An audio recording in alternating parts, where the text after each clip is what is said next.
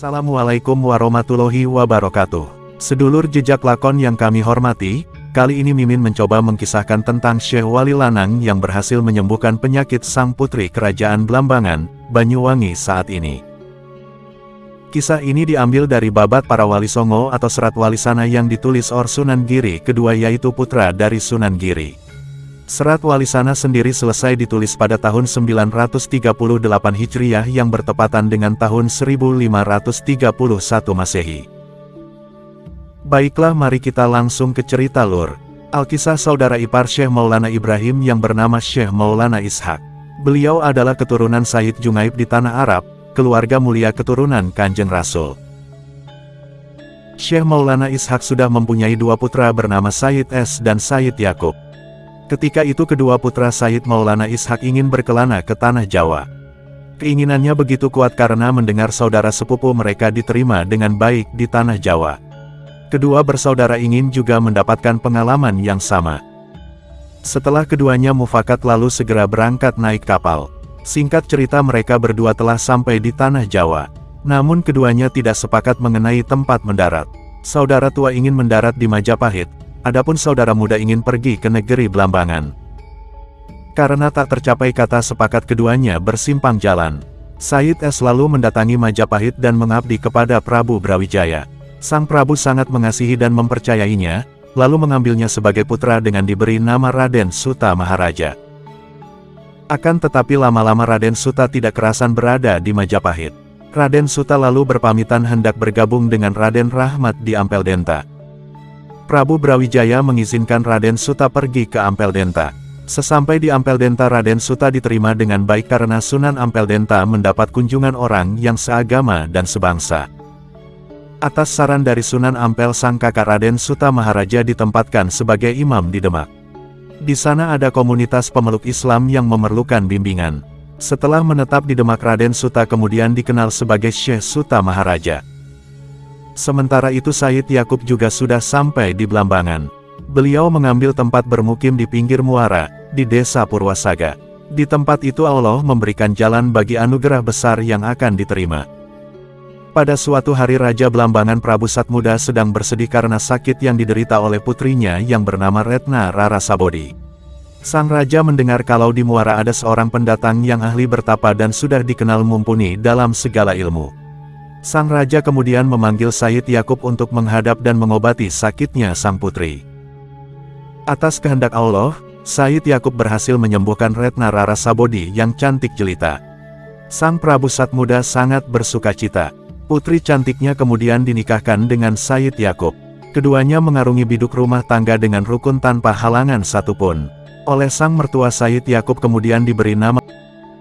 Beberapa saat setelah menikah, putri Rarasabodi mengandung. Syekh Wali Lanang sangat bersukacita. Sang mertua kemudian diajak untuk memeluk agama Islam. Kata Syekh Wali Lanang, agama Rasulullah inilah yang akan menyelamatkan kelak di alam akhirat. Jika masih dalam kekafiran, sungguh kelak akan kebingungan di alam baka. Sang Prabu Satmuda tidak berkenan menerima ajakan sang menantu. Bahkan ajakan itu dianggap sebagai mengatur sang raja. Seketika hilang rasa kasihnya kepada sang menantu. Sang Raja lalu mengusir Syekh Wali Lanang dari Blambangan. Tanpa rumah, Syekh Wali Lanang kemudian pergi mengembara. Sang istri yang sedang mengandung tua ditinggalkan di Blambangan. Sang Retna Rarasabodi sangat bersedih ditinggalkan suami, tetapi tak bisa berbuat banyak karena takut kepada sang ayah. Sementara itu Syekh Wali Lanang kemudian sampai di Ampel Denta. Kanjeng Sunan Ampel sangat bersuka hati mendapat kunjungan dari saudaranya lagi.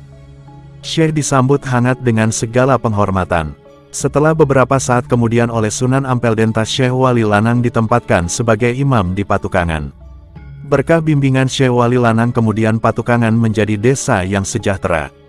Kembali ke Blambangan, sudah waktunya bagi Rarasabodi melahirkan putra. Tak lama lahirlah seorang putra laki-laki yang tampan. Allah menghendaki sang ibu tak bisa merawat si bayi. Si ibu wafat setelah melahirkan putranya. Sepeninggal putri, sang Raja Blambangan terkena pagebluk. Banyak orang menderita sakit parah. Ibarat pagi sakit sore mati, sore sakit pagi mati. Sang Raja sangat bersedih. Karena hati kalut tanpa petunjuk, sang Raja menduga bahwa pagebluk yang mendera negerinya karena tulah si bayi yang baru lahir. Timbul keinginan untuk melarung si bayi ke laut. Kalau si bayi masih di sini, pasti Belambangan akan hancur. Para punggawa mengamini kehendak sang raja. Segera si bayi dimasukkan ke dalam peti dan dilarung ke laut. Banyak orang yang melihat merasa iba, tetapi takut dengan sang raja Belambangan. Si bayi mungil yang tampan dan lucu itu pun mengarungi samudera, terombang-ambing dalam peti kecil di tengah lautan luas. Sungguh takdir yang maha kuasa tak dapat ditebak. Tidak lama di lautan ada kapal dagang yang sedang lewat di dekat peti si bayi. Kapal itu milik seorang juragan Samboja dari Gresik yang hendak berlayar ke Bali. Ki Juragan melihat ada peti terombang-ambing di tengah lautan. Tampak peti itu bersinar terang. Ki Juragan menyuruh awak kapal untuk mengambil peti itu. Ketika sudah naik ke tas kapal, peti segera dibuka. Ki Juragan kaget sampai meloncat ketika mengetahui isi peti adalah bayi mungil yang tampan. Mereka menduga pasti si bayi hasil dari hubungan terlarang kedua orang tuanya.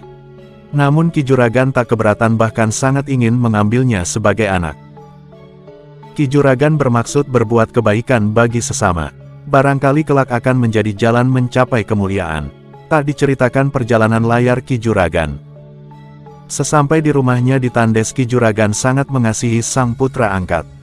Segala keperluan disiapkan, perawatan maupun asupan makanan. Karena Ki Juragan sebelumnya tidak mempunyai putra, maka rasa kasihnya tumpah kepada sang putra angkat. Si bayi sungguh mendapat keberuntungan, atas kehendak Tuhan yang maha benar.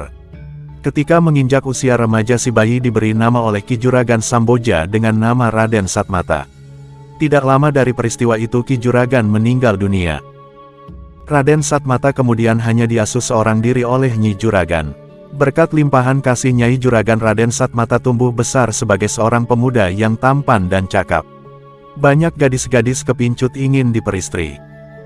Bersamaan waktunya tetapi di lain tempat, adik dari Syekh Suta Maharaja yang menjadi imam di Demak dan adik dari Syekh Wali Lanang, sesama putra Maulana Ishak yang bernama Syekh Waliul Islam, masih berada di tanah Arab. Syekh Waliul Islam mendengar dari para pedagang bahwa kedua kakaknya telah menetap di tanah Jawa. Perjalanan Syekh Waliul Islam selamat dan lancar tanpa halangan di jalan. Sesampai di Jawa, yang dituju adalah kediaman Sunan Ampel Denta. Sekali lagi Sunan Ampel Denta kedatangan sepupu, satu darah dengan sang ibu. Sang Sunan sangat menyambut kedatangan saudaranya tersebut. Setelah beberapa waktu menetap di Ampel Denta oleh Sunan Ampel, Syekh Waliul Islam ditempatkan sebagai imam di Pasuruan. Tak lama kemudian Syekh Waliul Islam diambil menantu oleh Adipati Pasuruan, dijodohkan dengan putri sang adipati yang bernama Rarasatiri. Rumah tangga mereka berjalan harmonis tanpa kurang satu apapun. Setelah menikah, kedua pengantin kemudian tinggal di Pandanarang. Berita Syekh Waliul Islam yang menikah dengan putri Adipati Pasuruan didengar oleh Mahaprabu Brawijaya di Majapahit. Sang Maharaja sangat mendukung. Bahkan kemudian memberikan tanah Pandanarang sebagai tanah perdikan dan menunjuk Syekh Waliul Islam sebagai imam dengan kedudukan setara adipati. Syekh Maulana Ishak kemudian berangkat dengan ditemani salah satu putranya yang bernama Khalifah Kusen. Sesampai di Jawa, Syekh Maulana Ishak menuju tempat sang keponakan, Sunan Ampel Denta. Sang Sunan sangat bersukacita menyambut kedatangan Syekh Maulana Ishak. Dengan segala penghormatan, Sunan Ampel menjamu dan melayani segala keperluan sang uwa. Beberapa saat kemudian sang uwa menanyakan di mana ketiga putra yang telah mendahului datang ke tanah Jawa. Sunan Ampel Denta mengatakan bahwa ketiga putra Syekh Maulana Ishak telah ditempatkan sebagai imam di wilayah masing-masing. Mereka berada di Demak, Patukangan, dan Pandanarang. Mendengar penuturan sang keponakan, Syekh Maulana Ishak sangat bersukacita. Syekh lalu minta petunjuk tempat yang baik untuk bermukim bagi dirinya. Kangjeng Sunan menyarankan agar Syekh Maulana Ishak bermukim di Madura untuk mengajarkan agama Islam di sana. Madura saat itu berada di dalam penguasaan Sri Lembu Peteng. Kalau bisa agar diajak untuk memeluk agama Islam. Syekh Maulana Ishak tidak menolak saran Sunan Ampel Denta. Bersama sang putra Said Kusen, sang Syekh berangkat ke Madura. Di Madura, Syekh Maulana Ishak mengabdi kepada Raja Madura Lembu Peteng. Pengabdiannya diterima dengan baik. Raja Lembu Petang sangat mempercayai keduanya. Bahkan kemudian diambil sebagai saudara pripeian. Raja Lembu Peteng menikahkan Syekh Maulana Ishak dengan anak peninggalan sang mertua Arya Baribin. Setelah beberapa lama mengajarkan agama Islam di tanah Madura, Syekh Maulana Ishak mengajak Lembu Peteng untuk memeluk agama Islam. Namun Raja Lembu Peteng masih mengukui kepercayaan lamanya. Raja Lembu Peteng mengingat sebagai keturunan Brawijaya Majapahit, merasa malu jika berganti agama menuruti agama pendatang. Syekh Maulana Ishak dan Sayyid Kusen tak henti mengingatkan dengan menyampaikan berbagai kisah para nabi.